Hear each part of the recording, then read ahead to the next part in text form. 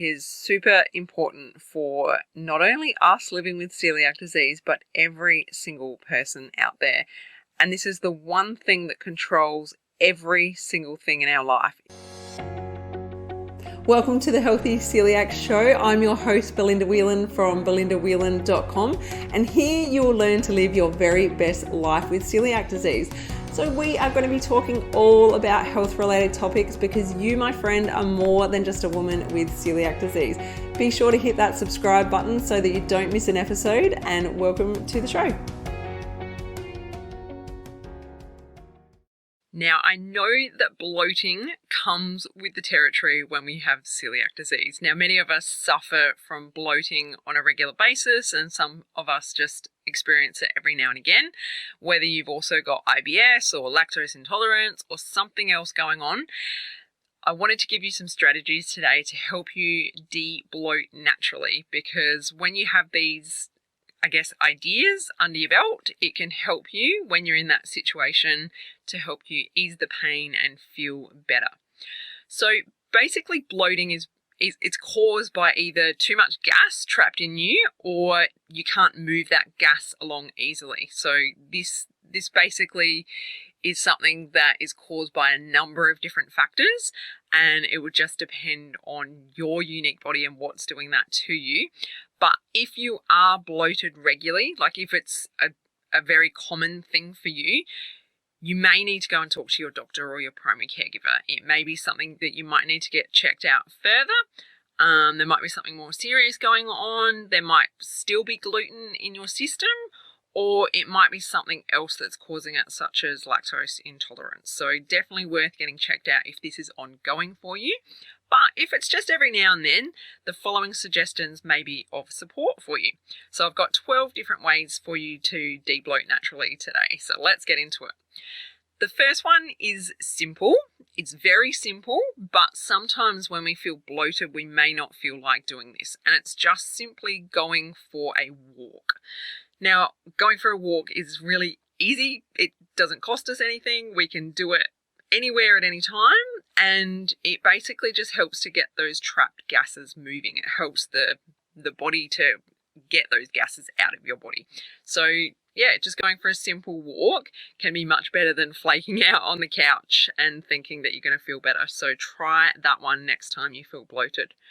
The next one is to have an Epsom salt bath if you think that the bloating is caused by stress. Now, I know for me personally that my body reacts very quickly to stress, and that is my number one sign when I get too overwhelmed and too stressed out is I get really bloated and sore in the tummy. And I immediately know that I need to take a step back and focus on my self-care.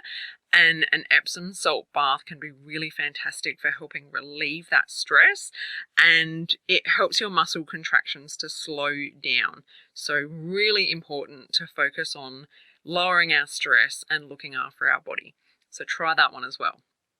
All right, number 3 is to drink plenty of water. You've heard me bang on about this before. I've done an entire episode on the benefits of drinking water. So basically water helps prevent constipation and fluid retention.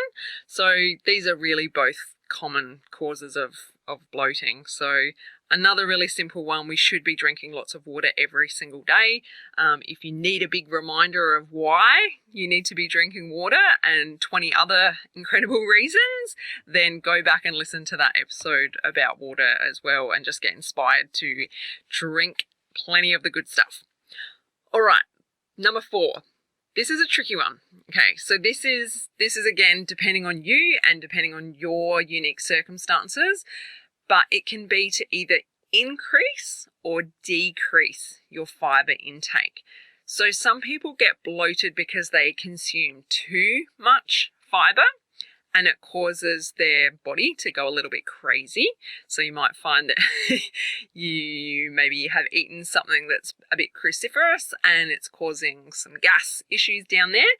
Or it could be that you're not consuming enough fiber and you're feeling constipated, which in turn causes bloating, and you can't get those gases moving out of your body.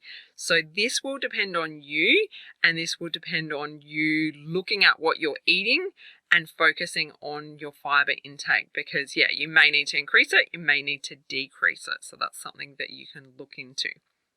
All right, number 5 is to reduce your sodium intake. So the thing with salt is it makes your body retain water, and that again causes bloating and puffiness. Now, the body needs salt. We actually need salt in our body. It has a lot of amazing benefits that I won't go into in this episode, but it's when we have too much of that bad sodium intake from processed foods, because there's different types of salt. We have good salt and bad salt.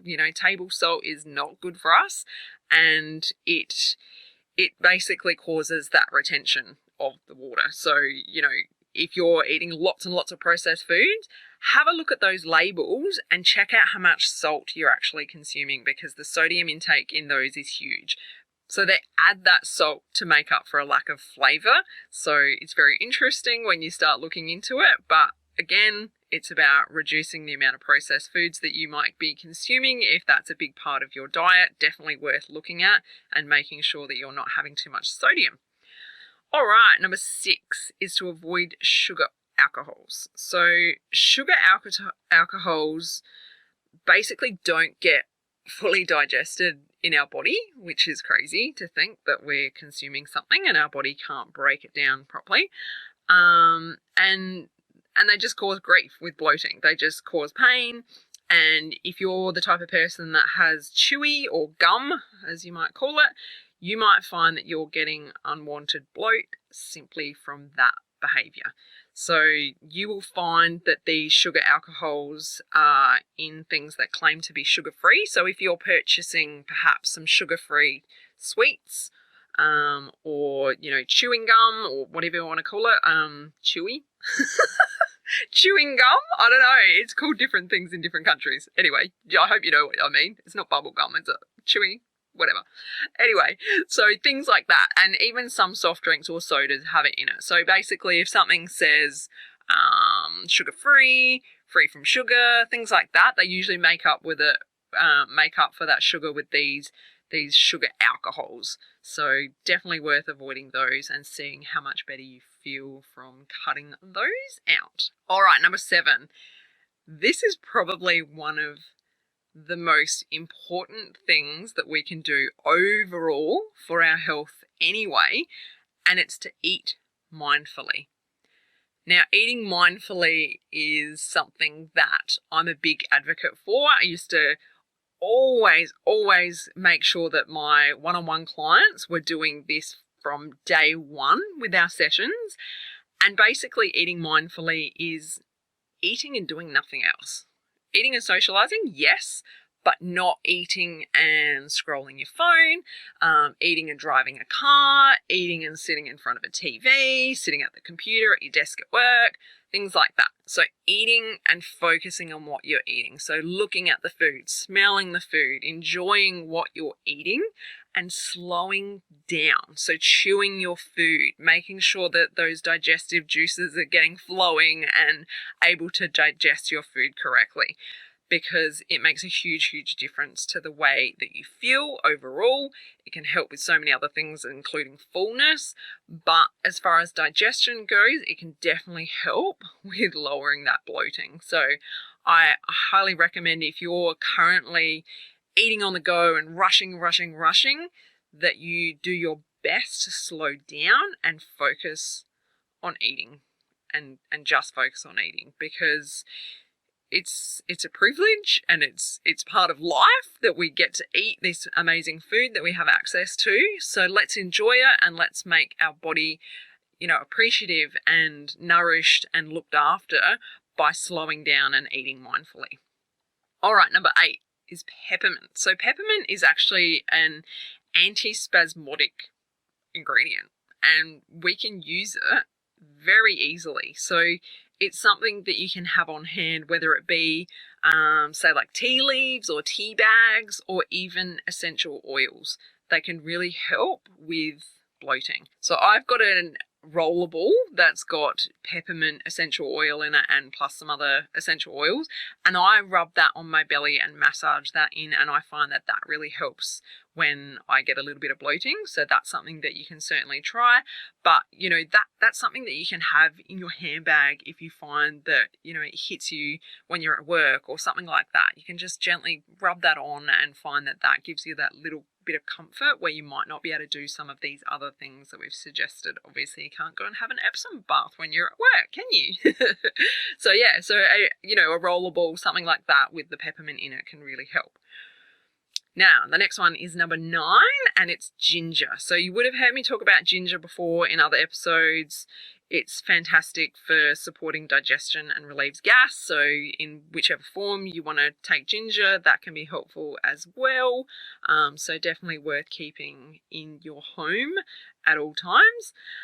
And number 10 is a simple one. Again, you can do this anywhere at any time, and you might find that this is something that you'd like to do alongside the peppermint oil, and it's to rub your belly clockwise. So you can do this with big circular movements using a flat hand, and basically what it does, it helps move the gas through your gut. So it's helping that muscular movements. So yeah, just massage in a clockwise direction, and just do it until you start to feel some relief.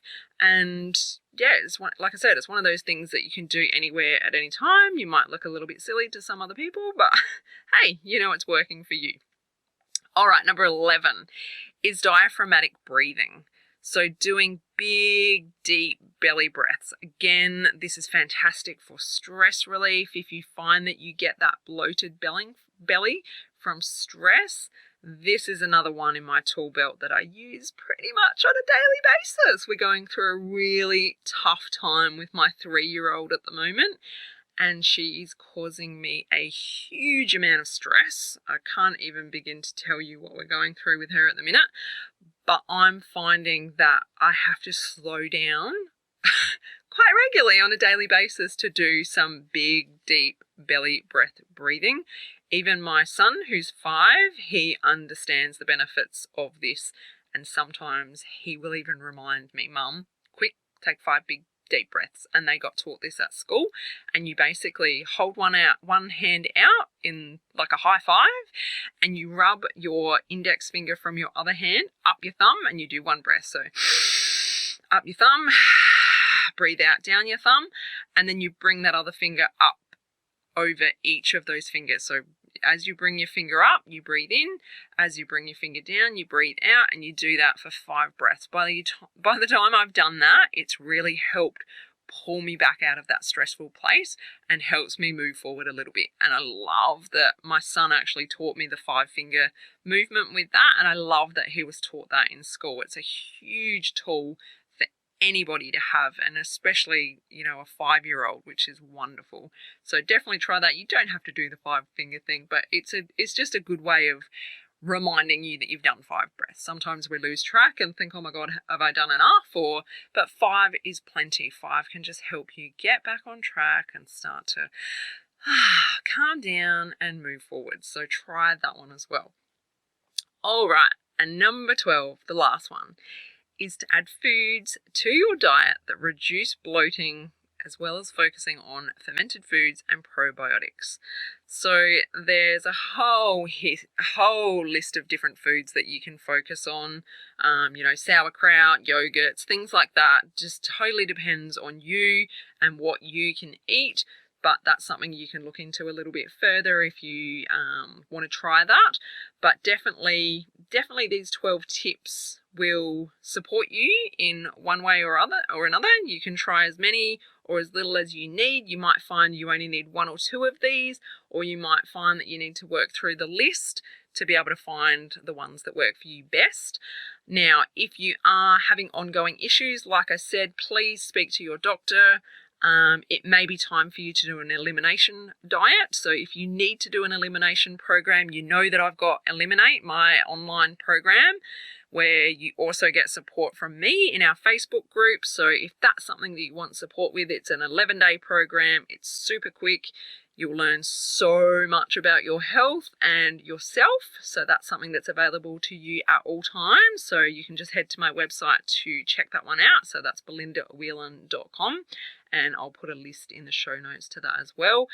And the other thing, as I've mentioned on previous episodes, is my health tracker. So this is where you will write down what you're eating, what your stress levels are, what time of the month it is, different things like this, so that you can start to see a pattern of where the bloating is being caused from.